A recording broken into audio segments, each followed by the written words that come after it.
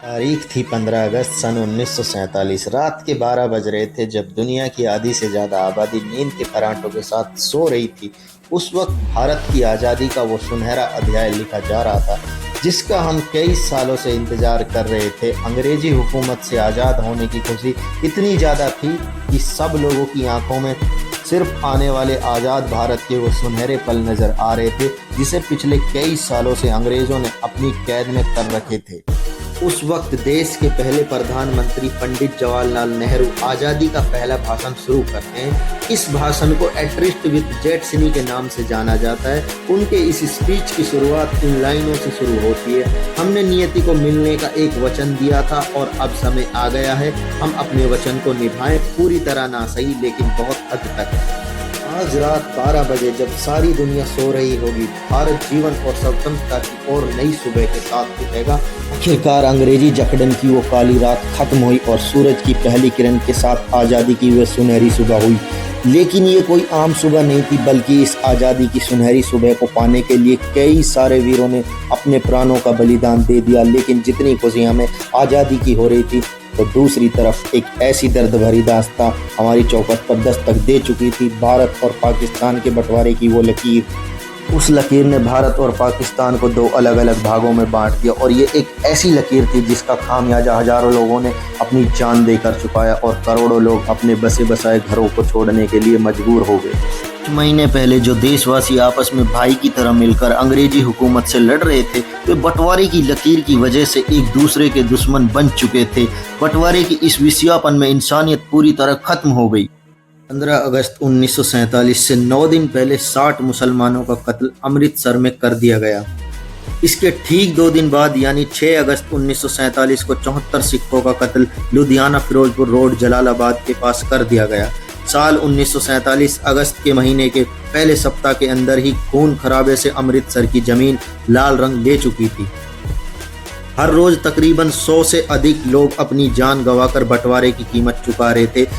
उस दर्द भरी दास्तां को आज देखा तो नहीं जा सकता, लेकिन उस पल को हम महसूस कर सकते हैं। आज़ादी से 48 घंटे पहले यानी 13 अगस्त 1947 को लाहौर से अमृतसर के लिए एक ट्रेन रवाना होती है। लाहौर के मुगलपुरा स्टेशन से चली इस ट्रेन में अमृतसर एक भी जिंदा इंसान नहीं पहुंचा। 42 हिंदू सिखों को ट्रेन पकड़ने से पहले ही मौत के घाट उतार दिया गया जब पंजाब बंटवारे की आग की लपटों में जल रहा था। उस वक्त दिल्ली रेलवे स्टेशन से पाकिस्तान स्पेशल ट्रेन पाकिस्तान के लिए रवाना होती है, जिसमें पाकिस्तान जाने वाले सरकारी अफसर, कर्मचारी और उनके परिवार मौजूद थे। पाकिस्तान स्पेशल को दिल्ली से शानदार विदा किया गया, मगर जैसे ही ये ट्रेन पटियाला पहुंचती है तो पहली बार किसी ट्रेन पर हमले शुरू हो गए और जिसमें एक महिला, एक बच्चे की मौत हो जाती है। जब इस बात की खबर लाहौर और कराची पहुंची तो बदला लिया गया। आने वाली पहली ट्रेन से जब पाकिस्तान से वे ट्रेन अमृतसर रेलवे स्टेशन पर पहुंची तो उसमें एक भी जिंदा इंसान नहीं था। हर तरफ खून से लाल हुई ये ट्रेन अपने साथ हुए हादसे को बयां कर रही थी। जहां भी नजर जाए वहां लाशों का ढेर लगा हुआ था। किसी का हाथ कटा हुआ, किसी का सिर कटा हुआ था। बेकसूर लोगों के खून से रंगी ट्रेन ये बताने के लिए काफी थी कि बंटवारा कितना दर्दनाक था। 15 अगस्त की शाम पाकिस्तान से जो ट्रेन आई अमृतसर के रेलवे स्टेशन पर, उस ट्रेन के अंदर सिर्फ और सिर्फ लाशें ही लाशें मौजूद थी और ट्रेन के आखिरी डिब्बे पर जो लिखा था उसे सब लोग देखकर हैरान रह गए। उस ट्रेन के आखिरी डिब्बे पर एक पर्चा छिपा था। इस पर्चे पर लिखा था, पटेल और नेहरू के लिए आज़ादी का ये तोहफा है। इसके बाद दोनों तरफ से आने वाली ट्रेनों में लोगों को मारा जाने लगा, जिसमें कई बेकसूर लोग बलि चढ़ गए। हजारों लोगों को रातों रात अपना घर बार छोड़कर भारत की ओर पलायन करना पड़ा, जबकि भारत से भी कई हजारों लोगों को यहाँ से अपना घर बार छोड़कर पाकिस्तान की तरफ जाना पड़ा।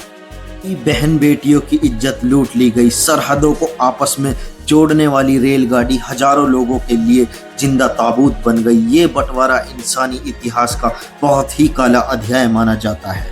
इसके बारे में आज भी सुनते हैं तो शरीर में अलग प्रकार की सिहारन पैदा हो जाती है। भारत और पाकिस्तान का बंटवारा करने में मोहम्मद अली जिन्ना का सबसे बड़ा रोल था। अगर मोहम्मद अली जिन्ना राजनीति में नहीं होते तो शायद कोई समझौता हो जाता और आज का पाकिस्तान नहीं होता। मोहम्मद अली जिन्ना भारत के पहले प्रधानमंत्री बनना चाहते थे, फिर जिन्ना को ये लगा कि मैं पूरे भारत का प्रधानमंत्री तो नहीं बन सकता। इन पाकिस्तान का प्रधानमंत्री जरूर बन सकता हूँ। और फिर वही कुछ ऐसा ही हुआ। 3 जून 1947 ये वही तारीख है जिस दिन भारत को आज़ाद करने की तारीख को तय किया गया और मोहम्मद अली जिन्ना के पाकिस्तान को अलग करने की जिद भी पूरी हो गई। इस दिन 15 अगस्त 1947 तारीख को तय किया गया था। दिन बचे थे 73 दिनों में जमीन का बंटवारा, लोगों का बंटवारा, रुपयों का बंटवारा, इसके साथ ही रिजर्व बैंक के खजाने में पड़ी सोने की ईंटें, सब कुछ बांट देना, जो कि इतना भी आसान नहीं था। बंटवारे का ये काम 2 अनुभवी अधिकारियों के हवाले किया गया। इनका नाम था HM पटेल और दूसरे थे चौधरी मोहम्मद अली। ये दोनों लोग बंटवारे में महत्वपूर्ण भूमिका अदा कर रहे थे। इनके बीच भी कोई छोटे छोटे अधिकारी काम कर रहे थे जो अलग अलग एरिया से इनके पास रिपोर्ट भेज रहे थे।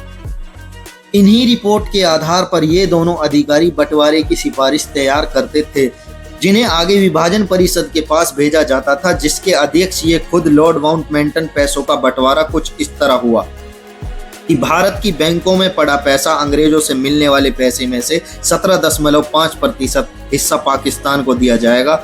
इसके बदले पाकिस्तान भारत रहन का 17.5% हिस्सा चुकाएगा। इसके अलावा भारत के सरकारी दफ्तरों में पड़ी चल संपत्ति का 80% हिस्सा भारत के लिए और 20% हिस्सा पाकिस्तान के लिए तय किया गया। फिर इन दफ्तरों में पड़ी हर उस चीज का बंटवारा किया गया। मेज, कुर्सियां, टाइपराइटर तक की गिनती करके भारत पाकिस्तान में बांट दिया गया। इन सब चीजों को आपस में बांटने के लिए कई जगह लड़ाई तक हुई। इसके अलावा भारत की लाइब्रेरी में पड़ी पुस्तकों को लेकर भी इन 2 मुल्कों के बीच पेच फंस गया। इस साइक्लोपीडिया ब्रिटानिका को इस भारत और पाकिस्तान में बांटा गया। पहला खंड भारत को दिया गया और दूसरा खंड पाकिस्तान को दिया। यहाँ तक कि लाइब्रेरी में पड़े शब्दकोश को भी फाड़कर आधा आधा बांटा गया।